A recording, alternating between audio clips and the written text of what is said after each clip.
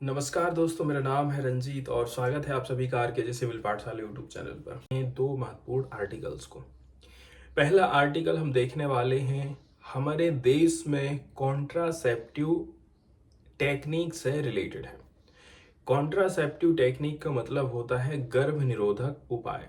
भारत में आज के समय में बर्थ को कंट्रोल करने के लिए कोई कहता है कि हमें एक ही बच्चा चाहिए, कोई बोलता है कि हमें दो बच्चे चाहिए, या फिर किसी को दो बच्चों के बीच में गैप रखना है। तो इस समय में वो जिन गर्भ निरोधक उपायों को अपनाते हैं, क्या वो अफोर्डेबल है? अफोर्डेबल का मतलब होता है हमारी रेंज में होना चाहिए, प्राइस रेंज में। यदि वो हमारी प्राइस रेंज से बाहर होंगे तो हम उनका इस्तेमाल नहीं करेंगे। और इससे क्या होता है, अनवांटेड प्रेगनेंसी होती है। फिर प्रेगनेंसी हमको नहीं चाहिए तो फिर गलत तरीके से गर्भपात होता है, और गलत तरीके से गर्भपात होने के चलते चलते या तो माँ की मृत्यु होती है या फिर बच्चे की डेथ हो जाती है। तो इसके ऊपर आज हम चर्चा करेंगे। इस आर्टिकल के माध्यम से हम चर्चा करने वाले हैं भारत में गर्भ निरोधक उपायों के बारे में। किसी भी कंट्री के लिए यदि बर्थ कंट्रोल की बात करें, प्रजनन दर को कंट्रोल करने की बात करें, तो कॉन्ट्रासेप्टिव जो टेक्नोलॉजी है, मेथड है, वो बहुत महत्वपूर्ण हो जाती है। आज के समय में भारत में जो जन्म दर है उसमें तेज़ी के साथ में गिरावट आई है। ये कैसे करके संभव हो पाया है? ये चीज़ संभव हो पाई है गर्भ निरोधक उपायों के बारे में लोगों को ज़्यादा से ज़्यादा जागरूक किया गया है, या फिर ये जो उपाय हैं ये तो इनमें हमको डाइवर्सिफिकेशन देखने को मिला है। ठीक है, कोई ज़रूरी ही नहीं है कि गोलियां ही खाई जाएं। इसके गोली के अलावा भी बहुत सारे ऑप्शंस आज के समय में मार्केट में अवेलेबल हैं। तो सबसे महत्वपूर्ण चीज़ ये हो जाती है कि लोगों की रीच के अंदर में होना चाहिए।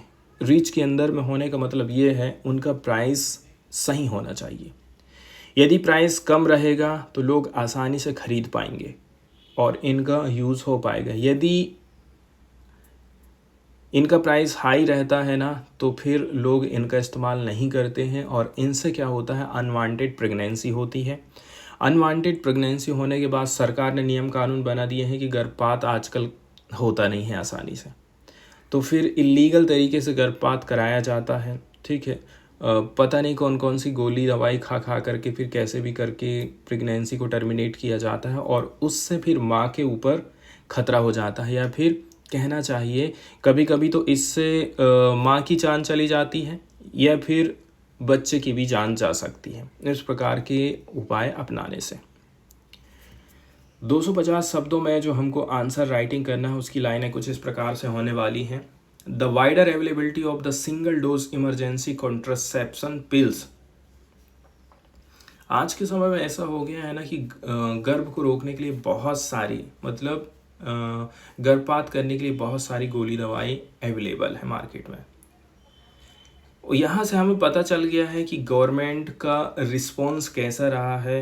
ठीक है, to the choices women are making, कि भाई जो है महिलाओं की भी चॉइसेस है, उस चीज़ को क्या गवर्नमेंट फुलफिल कर पा रही है कि नहीं कर पा रही है। जैसे कि ये एक गोली का नाम यहाँ पर बताया गया है, क्या नाम है, लेवोनोर गेस्ट्रेल 1.5 mg। ये है पेरिकोइटल यूज़ के लिए। पेरिकोइटल कॉन्ट्रासेप्शन की यहाँ पर हम चर्चा करते हैं कि आखिर ये होती क्या है। इसके अंतर्गत हम कुछ ऐसी मेथड का इस्तेमाल करते हैं, ये सारी चीज़ें जो है कहना चाहिए जब संबंध मनाए जाते हैं उस समय यूज़ करी जाती हैं, at the time of sex जिनका इस्तेमाल किया जाता है। जैसे कि कॉन्डोम्स एंड डायाफ्राम होते हैं, तो ये जो डायाफ्राम्स होता है ना, इसका इस्तेमाल लड़कियां करती हैं, वुमेन्स करती हैं।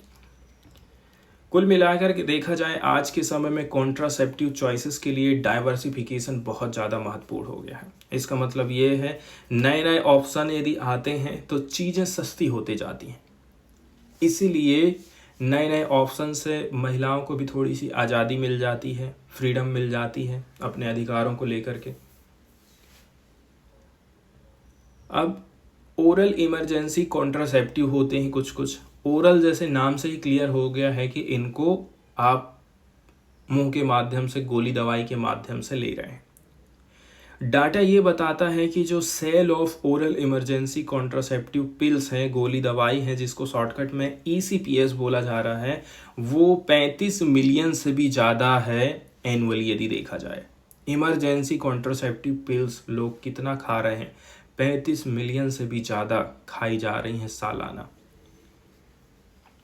इसके अलावा जो डेकेडियल कंपाउंडेड एनुअल ग्रोथ रेट है, इसका मतलब ये है यदि हम बात करें पिछले 10 साल क्या ग्रोथ रेट रही है, तो वो 12% के हिसाब से ग्रोथ रेट एनुअल हमको देखने को मिली है। इमरजेंसी कॉन्ट्रासेप्शंस के ऊपर ज़्यादा फोकस किया जाता है यहाँ पर कि इमरजेंसी कॉन्ट्रासेप्शंस के ऑप्शन क्या क्या हो सकते हैं इमरजेंसी की कंडीशन में। इसके अंतर्गत ऐसे उपाय अपनाए जाते हैं, ठीक है, सेक्सुअल इंटरकोर्स होने के बाद कैसे करके हम प्रेगनेंसी को कहना चाहिए रोक सकते हैं। इसके अंतर्गत आ जाते हैं क्या? इमरजेंसी कॉन्ट्रासेप्शंस। लेकिन आपको ये ध्यान में रखना है, ये जो इमरजेंसी कॉन्ट्रासेप्शंस होते हैं 5 दिन के भीतर ही आपको इनका इस्तेमाल करना है। These are recommended for within 5 days of unprotected sex। यदि सेक्सुअल इंटरकोर्स हुआ है तो 5 दिन के भीतर में ही आप इनका इस्तेमाल करेंगे। जितना जल्दी से जल्दी आप इनका इस्तेमाल करेंगे उतना ज़्यादा इनका इफ़ेक्ट रहता है। तो कुल मिलाकर के इमरजेंसी कॉन्ट्रासेप्टिव जो पिल्स होती हैं ये प्रिवेंट करती हैं प्रेगनेंसी से। ये क्या काम कर देती हैं? डिले कर देती हैं या फिर प्रिवेंट कर देती हैं ओव्यूलेशन को, मतलब गर्भ नहीं ठहरेगा इन गोली को यदि खा लेते हैं। इसके अलावा WHO ने क्या बोला है, तो जो वर्ल्ड हेल्थ ऑर्गेनाइजेशन है उसने बोला है कि जितनी भी जो वुमेन्स हैं इसमें वो लोग भी इंक्लूड हैं जो कि यूज़ नहीं करती हैं हार्मोनल कॉन्ट्रासेप्टिव मेथड्स को, ये भी इस्तेमाल कर सकती हैं ACP को सेफ तरीके से, इफ़ेक्टिव तरीके से। और यदि हम बात करें कि क्या इनको खाने से कोई खतरा होता है, ये क्या है, एकदम आप बहुत लंबे समय तक तो खाते नहीं हैं, शॉर्ट टर्म के लिए आप इनका इस्तेमाल करते हैं, तो यहाँ पर कोई भी मेडिकल कंडीशन नहीं बनती है जिसके चलते चलते ECPS अनसेफ हों किसी भी महिलाओं के लिए। WHO का कहना है कि यहाँ पर किसी भी प्रकार का हेल्थ रिस्क नहीं है यदि आप यूज़ करते हैं इमरजेंसी कॉन्ट्रासेप्शंस को तो। लेकिन वो प्रोटेक्ट नहीं करते हैं एक वुमेन को from pregnancy from acts of sex more than 24 hours after she takes ECPs। तो 24 घंटे की यहाँ पर बात करी जा रही है, ठीक है, वो प्रोटेक्ट नहीं करती हैं वुमेन को प्रेगनेंसी से यदि 24 घंटे के बाद आप ये गोली दवाई लेती हैं, तो उतनी ज़्यादा कोई कहना चाहिए गारंटी नहीं है, आप ये कह सकते हैं। अब यहाँ पर हम गवर्नमेंट सेक्टर और प्राइवेट सेक्टर की बात करना चाहते हैं जिसके माध्यम से गर्भ निरोधक कहना चाहिए उपाय अपनाए जा रहे हैं। जैसे कि पब्लिक सेक्टर क्या काम करता है? फैमिली प्लानिंग, जैसे कि लोग हॉस्पिटल जाते हैं, वहाँ पर डॉक्टर से मिलते हैं, फैमिली प्लानिंग की चर्चा करते हैं कि कब बच्चा होना चाहिए, 2 बच्चों के बीच में अंतर कैसे रखेंगे।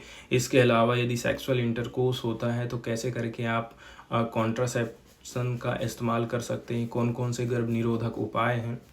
इस प्रकार की चर्चा फैमिली प्लानिंग के माध्यम से होती है सरकारी हॉस्पिटल में। साथ ही साथ सरकारी हॉस्पिटल में आप देखेंगे नसबंदी का काम होता है। इसके अलावा लॉन्ग एक्टिंग रिवर्सिबल कॉन्ट्रासेप्टिव, इसमें इंक्लूडिंग है इंट्रा यूटेरिन डिवाइसेस, ये चीज़ भी आप लगा सकते हैं। साथ ही पोस्टपार्टम इंट्रा यूटेरिन डिवाइसेस भी आप सरकारी हॉस्पिटल में लगवा सकते हैं। लेकिन जो प्राइवेट सेक्टर होता है, प्राइवेट सेक्टर मतलब लोग दुकान जाते हैं, ठीक है, वहाँ पर गोली दवाई ले लेंगे या फिर कॉन्डोम्स वगैरह, प्राइवेट सेक्टर में बहुत इनका योगदान रहा है। अब रिवर्सिबल कॉन्ट्रासेप्टिव की यदि हम बात करें तो जो रिवर्सिबल कॉन्ट्रासेप्टिव्स होती हैं ना, इन उपायों को अक्सर महिलाएं अपनाती हैं। The place decision in the hand of girls and women, supporting their agency and productivity, autonomy to decide if they want to have children, when and how and many। तो हम किसकी चर्चा कर रहे हैं? हम कर रहे हैं रिवर्सिबल कॉन्ट्रासेप्टिव्स की। तो ये कहना चाहिए कुल मिला करके महिलाओं के हाथ में छोड़ दिए हम, उनको बच्चा चाहिए, कब चाहिए कि नहीं चाहिए। ये ऑटोनॉमी उनको प्रोवाइड करता है। अब हम एक सिग्निफिकेंट कदम की बात कर रहे हैं, national list of essential medicine and levonorgestrel 1.5 mg। हम क्या बोले हैं यहाँ पर कि national list of essential medicine, इसका मतलब ये है सरकार ने लिस्ट तैयार कर दी है इसेंशियल मेडिसिन्स की। अब इसेंशियल मेडिसिन की लिस्ट तैयार कर दी, इसके बाद सरकार क्या काम करती है, प्राइस को कंट्रोल करने की कोशिश करती है ताकि ये जो इम्पोर्टेंट ड्रग्स हैं ना लोगों की पहुंच से बाहर ना हो जाए। यदि बाहर होते हैं तो इससे लोगों की हेल्थ के ऊपर बुरा असर पड़ सकता है। गवर्नमेंट ने इंक्लूड करी थी एक single dose regimen of levonorgestrel 1.5 mg को national list of essential medicine में सरकार इसको शामिल कर चुकी है। ये जो लिस्ट होती है इसको इशू किया जाता है डिपार्टमेंट ऑफ फार्मास्यूटिकल्स के द्वारा। इसका मतलब ये है सरकार सस्ती दवाई अवेलेबल कराएगी, साथ ही साथ क्वालिटी को एश्योर्ड कर देती है। आप एकदम आंख मूंद कर ये गोली दवाई खरीद सकते हैं।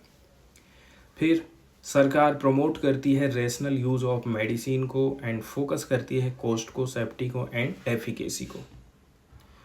वहीं यदि हम emergency contraceptive pill levonorgestrel 0.75 mg tablet की बात करें तो इसको इंक्लूड किया गया था नेशनल फैमिली प्लानिंग प्रोग्राम में 2003 में, लेकिन बाद में हम देखते हैं इसको रिप्लेस कर दिया जाता है लेवोनोरगेस्ट्रल 1.5 mg टैबलेट के माध्यम से to be made available free of cost across public health system. ये आप देख सकते हैं कि सरकार यदि इसको फ्री कर देती है तो लोगों के लिए कितनी बड़ी सुविधा हो जाएगी, ये आपको पब्लिक हेल्थ सिस्टम के माध्यम से ही मिल सकती।